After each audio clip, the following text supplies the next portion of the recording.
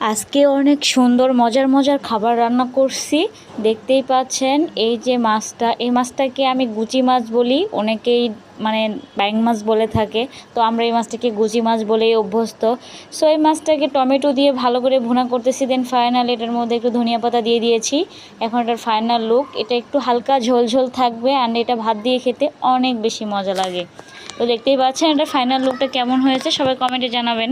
আর অন্যদিকে আমি একটা লাউ কিনে এনেছি আমার জামাই, সো লাউটাকে আমি এবার রান্না করব। আর অন্যদিকে লাউয়ের যেই চিকলাগুলো রয়েছে সেগুলো দিয়ে আমি টাকি মাছ দিয়ে এটাকে ভর্তা বানাবো। তো এটা সম্পূর্ণ প্রসেসিং করে নিয়েছি, টাকি মাছগুলোকে ভেজে নিয়েছি অ্যান্ড এগুলোকেও ভালো করে সিদ্ধ করে নিয়ে এখন পাটাতে বেটে নিব। ফাইনালি ভর্তাও রেডি হয়ে গিয়েছে। এখন আমি শুধু লাউটাকে রান্না করব। তা আমি লাউটাকে প্রথমে হলুদ না দিয়ে সুন্দর করে আগে কষিয়ে নিব সব কিছু দিয়ে। দেন ফাইনালি এটা যখন সিদ্ধ সিদ্ধ ভাব চলে আসবে তখন এটা হলুদ দিব। আর এটা কী দিয়ে রান্নবো সেটাও দেখাচ্ছি। এই যে দেখতেই পাচ্ছেন শোল মাছ, এই শোল মাছটাকে আমি ভালো করে কষিয়ে নিচ্ছি অ্যান্ড ফাইনালি এটাকে আমি লাউ তরকারিতে দিয়ে দিয়েছি। তো কারা কারা লাউ লাভার অবশ্যই কমেন্ট করতে ভুলবেন না। আজকে ভিডিওটি এই পর্যন্ত, সবাই ভালো থাকবেন, আল্লাহ হাফেজ।